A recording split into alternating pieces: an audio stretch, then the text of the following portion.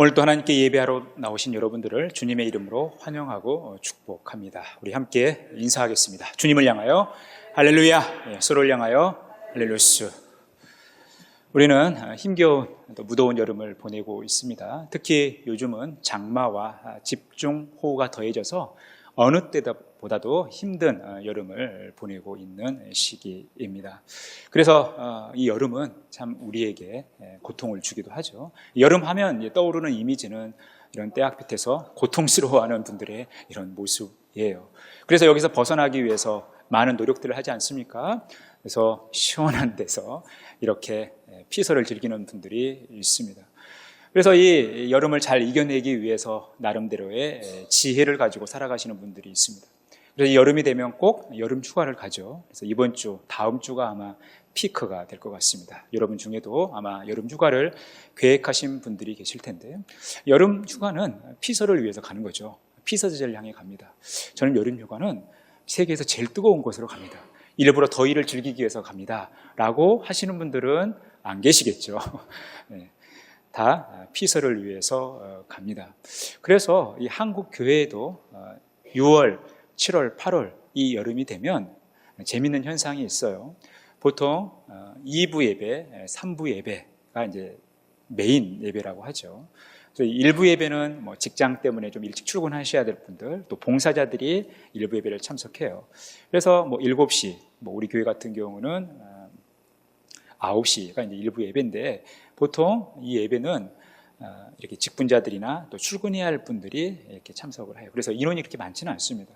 그런데 6, 7, 8월이 되면 1부 예배의 인원이 증가합니다. 우리 교회도 1부 예배 많이 오셔요. 왜냐하면 집에서 교회까지 걸어오기가 너무 덥지 않습니까? 11시에 걸어온다는 것은 그 살인적인 더위에서 이게 쉽지 않은 일이에요. 그러다 보니까 이 여름이 되면 일부 예배를 많이 참석합니다. 한국 교회 분들이 대부분 그렇게 하는 모습들을 보게 되죠. 그만큼 더위는 우리의 삶을 힘겹게 하기 때문에 그렇습니다. 우리의 영적인 삶에도 더위가 있고, 또 하나님께서 그 무더위에 허덕이는 우리들을 위해서 피서지를 만들어 놓으셨다는 거죠. 이게 하나님의 피서지입니다. 오늘 이사야 선지자는 하나님께서 제공해 주신 피서지가 무엇인지, 우리가 어떻게 그 피서를 즐길 수 있을지 이것을 말씀하고 있습니다. 오늘 6절을 보니까요, 또 초막이 있어서 낮에는 더위를 피하는 그늘을 지으며 또 풍우를 피하여 숨은 곳이 되리라. 하나님께서 초막을 있게 하셔서 낮에 더위를 피하는 그늘을 지으신다라는 것입니다. 또한 풍우를 피하여 숨는 곳이 될 수 있도록 이런 피난처를 하나님께서 허락하신다라는 거죠. 그런데 중요한 것은 더위를 피하는 그늘을 통해서 이곳이 하나님의 피서지임을 보여주고 있다라는 것입니다. 이처럼 하나님은 우리에게 하나님의 피서지를 제공해 주신다라는 것입니다. 그렇다면 하나님께서 만드신 피서지는 어디냐라는 것입니다.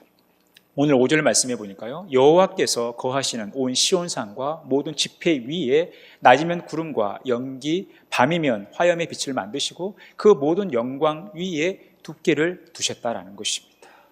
어디에 하나님께서 피서지를 만드신다라는 것입니까? 온 시온산과 모든 지폐 위라는 거예요. 그런데 이 온 시온산과 모든 지폐 위는 어떤 곳인가? 여호와께서 거하시는 거라는 거예요. 하나님께서 임재하신 온 시온산과 모든 지폐, 모든 모임 위에 하나님께서 피서지를 만들어 주신다라는 것입니다. 하나님께서는 그 옛날 이스라엘 백성들이 출애굽하여 광야의 길을 걸어갈 때 낮에는 구름기둥, 밤에는 불기둥으로 그들의 삶을 인도하시는 그 일들을 연상시키면서 하나님께서 이스라엘 백성들을 이렇게 인도해 주신다라는 거죠.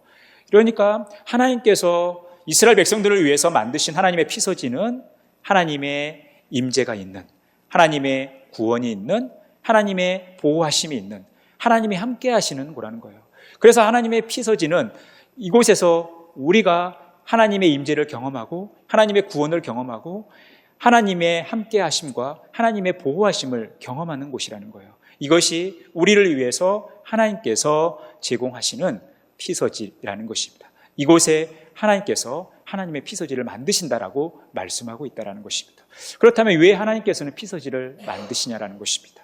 왜 하나님께서는 피서지를 만드셨을까요? 오늘 4절 말씀해 보니까 이는 주께서 심판하는 영과 소멸하는 영으로 시온의 딸들의 더러움을 씻기시며 예루살렘의 피를 그 중에서 청결하게 하실 때가 됨이라. 그 때가 됐다라는 것인데, 그때는 바로 시온의 딸들의 더러움을 씻기시고 예루살렘의 피를 청결하게 하시는 때라는 거예요. 이것은 시온의 딸들이 더러워졌다라는 거죠. 예루살렘의 피가 더러워졌다라는 것입니다. 시온의 딸은 누굽니까? 하나님의 선택하신 이스라엘 백성들을 의미하는 거예요. 그리고 그들의 도성이 바로 예루살렘인 것이죠. 그런데 시온의 딸들이 더러워졌다라는 것입니다. 예루살렘이 더러워졌다라는 거예요. 그들의 죄로 인해서 그들이 더러워졌는데 이제 하나님께서 그들을 청결하게 하실 때가 됐다라는 거죠. 그들을 청결하게 하시기 위해서 하나님께서는 하나님의 피서지를 만드셨다라는 것입니다. 여러분, 우리가 무더운 여름 씻기만 해도 어느 정도 시원함을 느끼지 않습니까? 하나님께서 오늘 이스라엘 백성들을 위해서, 그들을 정결케 하시기 위해서, 깨끗하게 하시기 위해서 하나님의 피서지를 만들고 계시다라는 것을 보여주고 있다라는 것입니다. 그렇다면 세 번째, 누가 피서지에서 피서를 즐길 수 있냐라는 것입니다. 여러분, 누가 피서지에서 피서를 즐길 수 있을까요?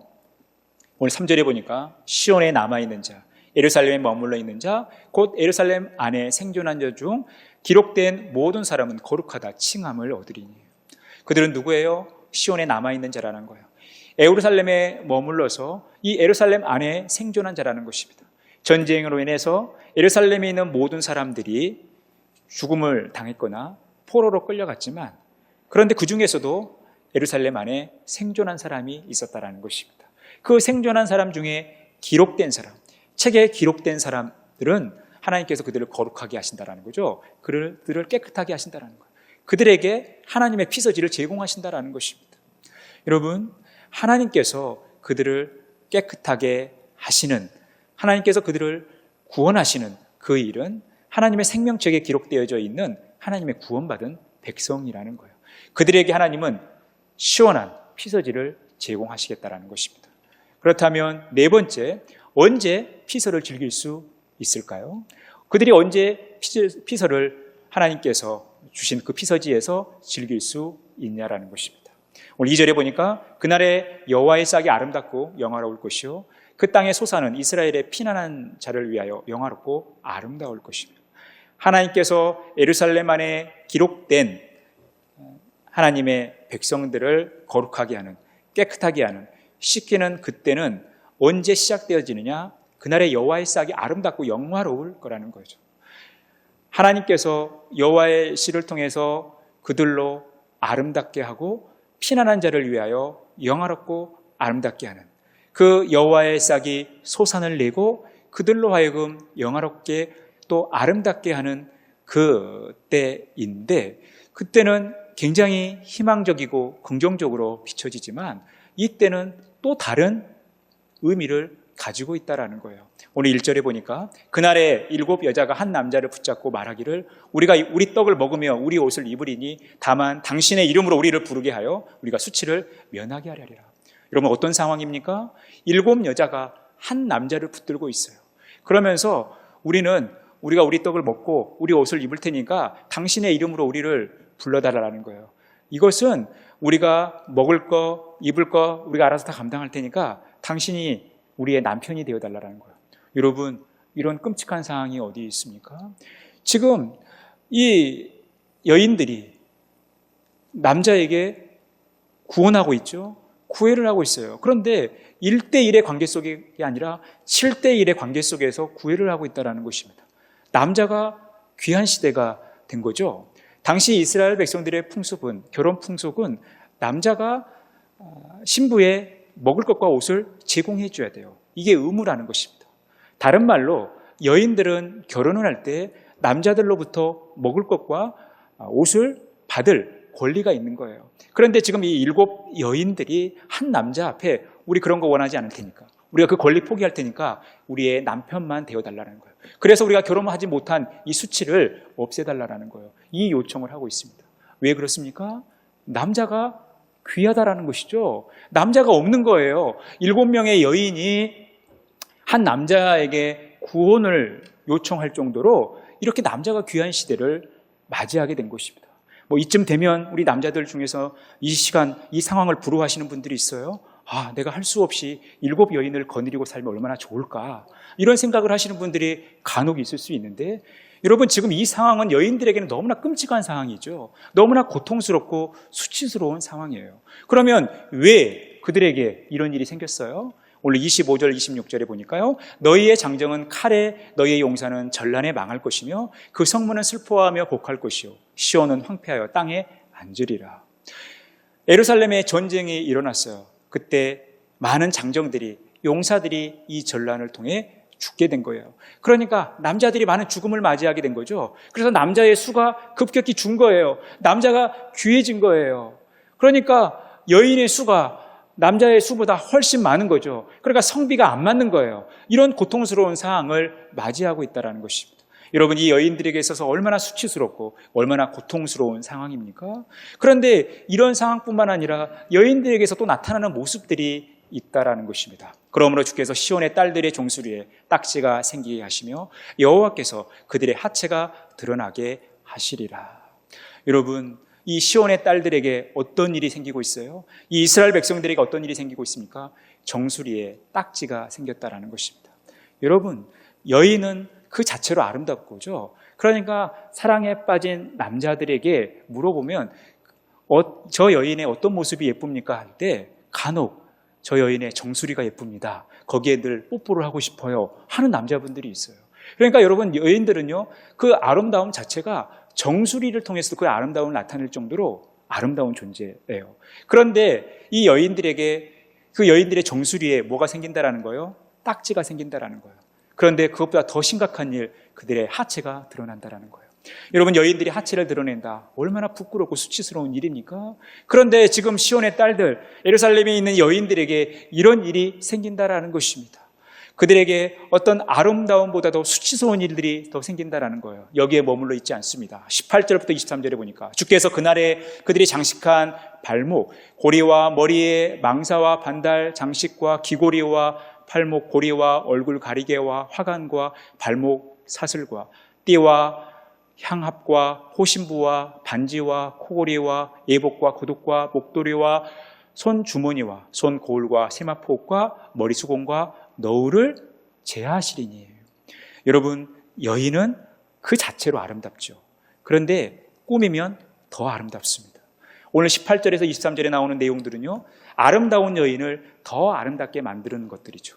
그런 요소들이에요. 그런 목록들이에요. 그런데 여인을 더 아름답게 만드는 이것들을 하나님께서 제하신다라는 거예요. 그러니 여러분, 얼마나 고통스럽습니까? 여러분, 오늘 중요한 자리에 나아가기 위해서 장식해야 할 물건 하나 없어져도 여러분 집안에 난리가 나죠. 여러분, 여인들에게 이것은 엄청난 고통이고 수치스러운 일이에요. 자신들의 아름다움을 더 부각시킬 수 있는 것들이 사라져 버렸으니 여러분, 이게 얼마나 여인들에게는 힘든 상황입니까? 뿐만이 아니에요. 24절에 보니까 그때의 썩은 냄새가 향기를 대신하고 노끈이 띠를 대신하고 대머리가 숱한 머리털을 대신하고 굵은 베옷이 화려한 옷을 대신하고 수치스러운 흔적이 아름다움을 대신할 것입니다. 여러분, 여인은 아름다운 자체이지만 또 향기로움 자체 아닙니까? 그래서 여인은 늘 향기로운 냄새를 풍기죠. 그리고 띠를 통해서 옷을 아름답게 단정합니다. 그리고 여인들이 흘려내려버리는 그런 머리털은요, 굉장히 아름답습니다. 여인은 이런 것들을 통해서 그 아름다움을 보여주고 있습니다. 그런데 여러분, 여인에게서 썩은 냄새가 난다. 여러분, 노끈으로 허리띠를 하고 있다. 여인이 머릿결이 너무나 아름답고 정말 고귀해야 되는데 대머리가 돼버렸다. 여러분, 얼마나 고통스럽고 수치스러운 일입니까? 여인들에게서 이 상황은 너무나 받아들이기 힘든 일이에요. 향기로운 냄새가 나야 되는데 썩은 냄새가 나는 거예요. 끈으로 이 허리띠를 졸라매야 되는데 그걸 노끈을 가지고 있어요. 아름답고 화려한 옷을 입고 있어야 되는데 굵은 베옷을 입고 있는 거예요. 여러분, 이것이 여인들에게는 엄청난 고통입니다. 왜 이들에게 이런 고통과 수치가 오고 있어요? 왜 남자를 귀하게 여기고 남자들에게 이렇게 구원을 요청해야 할 그런 상황에 놓이게 됐습니까? 여인들의 신세가 왜 이렇게 됐어요? 다른 말로 이스라엘 백성들의 모습이 왜 이렇게 초라하게 되고 비참하게 됐냐라는 것입니다. 오늘 16절에 보니까 여호와께서 또 말씀하시되 시온의 딸들이 교만하여 느린 목 정을 통하는 눈으로 다니며 아기작거리며 걸으며 발로는 쟁쟁한 소리를 낸다 하시도다. 여러분, 지금 시온의 딸들이 교만해서 결국 이 교만 때문에 하나님의 심판을 받게 됐다는 거예요. 이스라엘 백성들이 교만하여 하나님을 거역했기 때문에 하나님의 심판을 면치 못하게 된 것입니다. 하나님의 심판으로 인하여 그들에게 고통이 찾아온 것입니다. 그들에게 초라함이 찾아온 거예요. 그들에게 비참함이 찾아온 거예요. 그들에게 황폐함이 찾아온 거예요. 그들에게 수치가 찾아온 것입니다. 그들에게 무더위가 찾아왔다라는 것입니다. 그러니 그 고통 속에 있는 이스라엘 백성들, 그들은 결국 하나님의 심판으로 인해서 그 일이 일어났고 그들의 삶의 태도가 바뀌어야 했다라는 거예요. 교만은 그들의 삶을 결국 이렇게 멸망으로, 절망으로, 비참함으로 이끌어 가야 된다라는 것입니다. 에레미야 선지자가 이렇게 교훈하고 있죠. 여호와께서 이와 같이 말씀하시니라. 무릇 사람을 믿으며 육신으로 그의 힘을 삼고 마음이 여호와에게서 떠난 그 사람은 저주를 받을 것이라. 그는 사막의 떨기나무 같아서 좋은 일이 온 것을 보지 못하고 광야, 간조한 곳, 건건한 땅, 사람이 살지 않는 땅에 살리라. 여러분, 우리가 교만해지면 어떤 일이 벌어집니까? 사람을 믿는 거예요. 육신으로 그 힘을 삼는 거예요. 내 혈기를 믿는 거예요. 내 힘을 과시하는 거예요. 그런 사람은 자연스럽게 하나님으로부터 멀어지게 돼 있어요. 하나님께 떠나게 돼 있다는 거예요. 그런 사람은 저주를 받는다라는 것입니다. 사막의 떨기나무와 같은 삶을 살아간다라는 거예요. 건조한 땅에서, 메마른 땅에서 살게 된다라는 거예요. 여러분, 얼마나 고통스러운 상황입니까? 우리의 삶이 사막에서, 그 건조한 곳에서, 그 메마른 땅에서, 물을 찾아보기 힘든 곳에서 산다고 생각을 해보십시오. 얼마나 고통스럽습니까? 그런데 교만은 우리의 삶을 그렇게 이끌어 간다라는 거예요. 그런데 반면에 겸손한 사람, 하나님을 의뢰하고 하나님을 믿고 하나님을 의지하는 사람은 어떤 삶을 살게 되는가? 그러나 무릇 여호와를 의지하며 여호와를 의뢰하는 그 사람은 복을 받을 것이라. 그는 물가에 심어진 나무가 그 뿌리를 강변에 뻗치고 더위가 올지라도 두려워하지 아니하며 그 잎이 청청하며 가무는 해에도 걱정이 없고 결실이 그치지 아니함 같으리라. 하나님을 의지하고 하나님을 의뢰하는 사람, 그 사람은 복을 받는다라는 거예요. 겸손한 사람은 하나님으로부터 은혜를 받고 복을 받는다라는 것입니다. 그는 물가에 심은 나무와 같아서 그 뿌리가 강변에 뻗치기 때문에 더위가 온다 하더라도 두려워할 필요가 없다라는 거예요. 그 잎이 청청하고 가무는 해에도 걱정이 없고 결실이 그치지 않는다라는 것입니다. 여러분, 복 있는 사람에게도 가뭄이 오게 돼 있어요. 여러분, 더위가 오는 거예요. 여러분, 우리가 예수 잘 믿고 하나님 섬기며 살아도 여러분, 우리에게 어려움과 시련이 오게 돼 있다라는 거예요. 여러분, 예수 믿는다고 해서 우리가 하는 모든 일이 다 잘 되는 것은 아니에요. 어려운 일이 생길 수도 있어요. 하지만 우리가 하나님으로부터 은혜를 받고 복을 받는다는 것은 더위가 온다 하더라도 그 더위에 우리의 삶이 무너지지 않는다는 거예요. 시련이 온다 하더라도 우리의 삶이 실패하지 않는다는 것입니다. 하나님께서 우리를 지켜주신다는 거예요. 시냇가에 심어진 나무처럼 우리의 삶을 하나님께서 지켜주시고 복을 주신다는 거예요. 그래서 우리는 하나님 앞에서 늘 겸손한 삶, 하나님을 의리하고 하나님을 의지하는 삶을 살아가야 한다는 것입니다. 그런데 그 삶을 어떻게 살 수 있느냐? 우리 힘으로 살 수 있는 게 아니라는 것입니다. 여러분, 물가에 심어진 나무는 그 나무 스스로 그 물가에 간 것이 아니에요. 아, 내가 여기서 살아야지, 내가 여기에 심어져야지, 그렇게 해서 나무는 심어지지 않습니다. 나무는 누군가에 의해 심어지는 거예요. 그런데 누군가가 나를 사막에 심는 것과 시냇가에 심는 것은 엄청난 차이를 가지고 있죠. 우리가 하나님 앞에 겸손하고 하나님을 의지하고 하나님을 바라볼 때 하나님께서 우리의 삶을 그렇게 인도해 주신다라는 거예요. 우리를 강가에, 냇가에 심어 주신다라는 것입니다. 그래서 이사야 49장 10절에 이렇게 말씀하죠. 우리 같이 읽을까요? 그들이 줄이거나 목마르지 아니할 것이며 더위와 볕이 그들을 상하지 아니하리니 이는 그들을 긍휼히 여기는 이가 그들을 이끌되 샘물 근원으로 인도할 것임이라. 여러분, 우리가 삶의 시련을 만난다 하더라도, 우리가 줄이거나 목마른다 하더라도, 더위와 볕이 우리를 상하게 하려고 해도 우리를 긍휼히 여겨주시는 하나님, 우리를 불쌍히 여겨주시면서 우리의 삶을 책임져 주시기를 원하시는 그 하나님께서 우리를 피서지로 인도해 주신다라는 것입니다.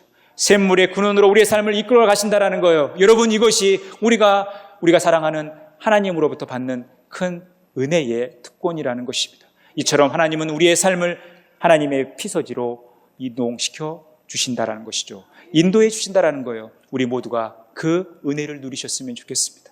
우리가 교만한 삶을 살 것인가, 우리가 겸손한 삶을 살 것인가, 내가 사람을 의지하고 나를 의지할 것인가, 아니면 하나님을 의지하고 하나님을 의뢰할 것인가. 여러분, 그 선택의 기로가 우리에게 있는 거예요. 그래서 우리가 무엇을 선택하시겠어요? 하나님 앞에 겸손하고 하나님을 의뢰하고 하나님께서 허락하시는 하나님의 피서지를 사모하면서 하나님을 따라가는 그런 복된 삶 살아가야 되지 않겠습니까? 저와 여러분의 삶 가운데 이 은혜가 가득 넘치기를 간절히 축복합니다. 그런데 여러분, 오늘 하나님께서 피서지로 조성하시겠다고 하는 그곳, 그 상황은 그들이 지금 고통받고 있는 상황이에요. 왜 하나님께서는 그들에게 고통을 주시면서 또 그들에게 회복을 주실까요? 왜 하나님은 그들에게 심판을 허락하시면서 또한 고통을 주실까요?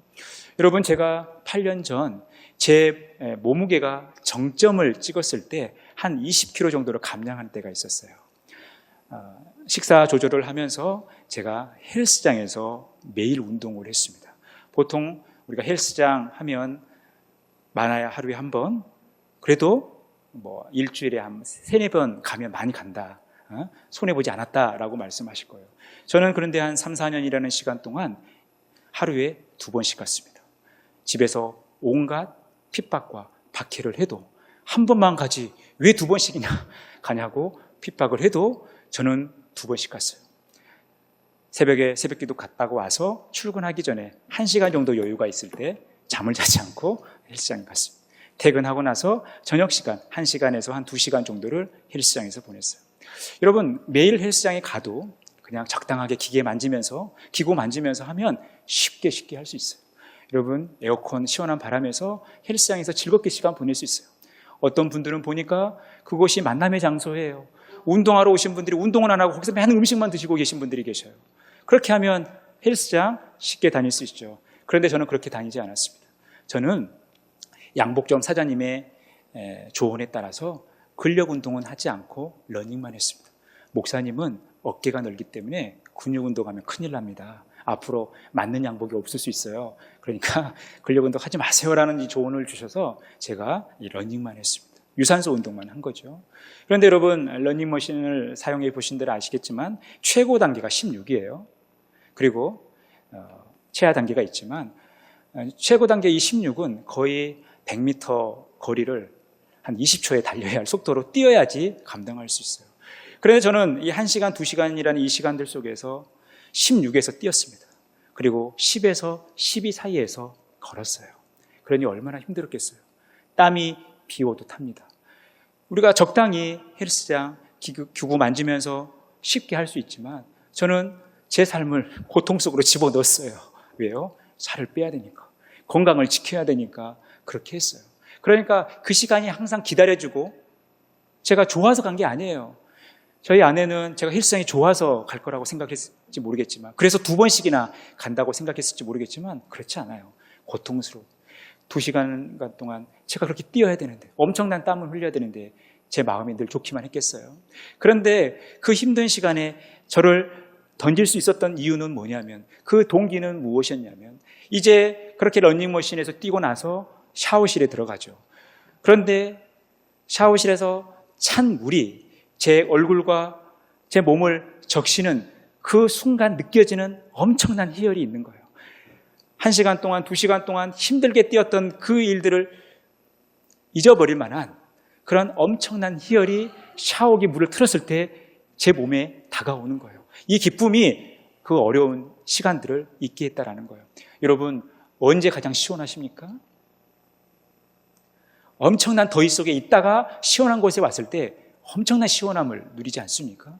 그래서 여러분, 더위가 있을 때 이 시원함의 진수를 우리가 느끼는 거죠. 여러분, 우리가 우리의 삶에 어려움과 고통과 고난이 있을 때 하나님께서 우리에게 주신 놀라운 은혜와 크신 위로를 더 크게 느끼는 거예요. 그 가치를 발견하게 되는 거예요. 늘 형통한 사람은요, 자신에게 주어지는 그 형통의 가치를 잘 몰라요. 그런데 늘 하던 일들이 잘 안 풀리고 힘들 때 어느 날 형통이 왔을 때 그 형통의 가치를 아는 것입니다. 여러분, 죄가 더한 곳에 하나님의 은혜가 넘쳤다고 했죠. 여러분, 우리의 연약함이 있으면 있을수록, 우리의 고통이 있으면 있을수록 하나님의 은혜가 더 크게 우리에게 다가온다라는 것입니다. 그래서 하나님은 우리에게 심판 중에 회복을 말씀하시는 거예요. 무더위 중에 우리에게 피서를 허락하신다는 것입니다. 이 은혜가 저와 여러분의 삶 가운데 가득 넘치기를 간절히 바랍니다. 그렇다면 마지막 어떻게 하나님의 피서를 우리가 경험할 수 있을까요? 어떻게 하나님의 피서를 우리가 경험할 수 있을까요? 오늘 2절에 보니까 그날에 여호와의 싹이 아름답고 영화로울 것이며, 하나님의 피서의 시작은 여호와의 싹으로부터 시작된다는 것입니다. 여호와의 싹이 아름답고 영화롭게 한다는 거예요. 이 여호와의 싹이 소산을 내서 이스라엘 백성들의 피난처가 되어 주신다라는 것입니다. 결국 이 여호와의 싹이 피서의 출발점이라는 거예요. 이 여호와의 싹이 피서지를 조성하겠다라는 것입니다. 그렇다면 이 여호와의 싹이 무엇일까? 11장에 가서 이사야 선지자는 이 여호와의 싹을 좀 더 구체적으로 말씀하고 있어요. 우리 이사야 11장 1절 말씀 같이 읽겠습니다. 이새의 줄기에서 한 싹이 나며 그 뿌리에서 한 가지가 나서 결실할 것이요. 이새의 줄기는 누굽니까? 다윗이죠. 다윗에게서 한 싹이 난다라는 거예요. 이것은 다윗의 후손으로 우리 주 예수 그리스도께서 오신다라는 것입니다. 우리 주 예수 그리스도께서 우리의 구원자로 오신다라는 것입니다. 그래서 예수 그리스도께서 인간의 몸을 입고 이 땅에 오셔서 우리를 위하여 십자가에 달려 죽으신 것입니다. 십자가에 달려서 우리의 죄의 문제를 해결해 주신 것입니다. 우리의 죄를 다 씻어 주신 거예요. 우리가 구원받도록 하신 거예요. 그러니 예수 그리스도의 그 십자가의 현장은 하나님의 임재의 현장이고, 우리가 구원받는 현장이고, 하나님께서 우리의 죄를 씻기시는 현장이고, 하나님께서 우리를 보호하시는 현장이고, 하나님께서 우리와 함께 하시는 현장이라는 것입니다. 그 십자가가 우리에게 임할 저주, 우리에게 임할 무더위를 막아 주신 거예요. 그래서 우리가 이 예수 그리스도를 바라보며 살아가는 것입니다. 예수님은 자신이 이 땅에 오셔서 우리의 삶에 무엇을 제공해 주는지 마태복음 11장 28절에서 이렇게 말씀하고 있죠. 같이 읽을까요? 수고하고 무거운 짐진 자들아 다 내게로 오라, 내가 너희를 쉬게 하리라. 예수 그리스도는 수고하고 무거운 짐진 자들에게 나아오라라고 말씀하고 계셔요. 예수님께서 우리로 쉬게 하신다라는 것입니다. 우리에게 안식할 수 있도록 우리에게 안식처를 허락해 주신다라는 것입니다. 여러분, 이 마태복음 11장 28절을 피서의 관점에서 이렇게 읽을 수 있는 거예요. 우리 같이 읽을까요? 무더위로 힘들고 지친 자들아 다 내게로 오라, 내가 너희를 시원하게 하리라. 우리가 무더위로 인하여 힘들고 지칠 때 주님은 우리에게 나오라고 하십니다. 그리고 우리로 시원하게 하신다고 말씀하고 있어요. 또한 이렇게 읽을 수 있는 거예요. 같이 읽겠습니다. 무더위로 힘들고 지친 자들아 다 내게로 오라, 내가 너희의 피서지가 되리라. 예수님께서 우리의 진정한 피서지가 되신다라는 것입니다. 하나님은 하나님의 피서지를 예수 그리스도를 통해서 조성하셨다라는 것입니다. 예수 그리스도를 통해서 우리의 구원을 이루시고 우리의 모든 죄를 씻기시면서 우리를 보호하시면서 우리를 지키시면서 우리에게 힘을 주시면서 우리와 동행해 주신 거예요. 그러니 우리가 영적인 갈급함, 목마름, 더위를 느낄 때 항상 예수 잘 믿고 살아가셔야 된다는 거예요. 예수님을 우리의 삶의 중심으로 모시고 그분만을 바라보고 의지하며 살아가야 한다는 것입니다. 그러니 이 시대를 살아가는 우리들에게 있어서 최고의 피서지가 어디일까요? 바로 하나님께서 우리를 위해서 피서지를 허락하셨는데 그 하나님의 피서지가 어디일까요? 우리가 예수 그리스도의 이름으로 예배하는 이 예배의 현장이 하나님께서 우리를 위해서 조성해 주신 온전한 하나님의 피서지라는 것입니다. 그러니 여러분, 우리가 오늘 하나님께 예배하며 하나님께서 우리에게 허락하신 피서를 즐기는 것입니다. 예수 그리스도 안에서 하나님께 예배하는 삶을 살아가는 거예요. 그러니 여러분, 우리가 늘 하나님께 예배하는 삶을 사모하시기 바랍니다. 이것을 기뻐하시길 바랍니다. 여러분들에게 영적 메마름과 목마름이 찾아왔을 때 하나님께 예배하는 일들을 적극적으로 임하시기를 바랍니다. 그런 의미에서 여러분, 날씨가 더우면 교회에 오십시오. 우리 예배당에 얼마나 시원합니까? 여러분, 교육관도 시원해요. 여러분들이 교회에 오셔가지고 밤새 기도할 수만 있다면, 밤새 예배하며 성경을 읽을 수만 있다면 여러분, 밤새 여러분들에게 시원한 에어컨을 제공할 용의가 저에게는 있습니다. 여러분, 우리가 예배하는 현장이 하나님께서 우리에게 피서를 허락하신 우리의 온전한 피서지가 된다는 사실을 잊지 마시기 바랍니다. 사랑하는 성도 여러분, 혹 무더운 여름 우리의 삶에 지침이 있습니까? 영적으로 우리에게 무더위가 찾아와서 내가 목마르고 갈급하고 내 삶이 너무나 힘듭니까?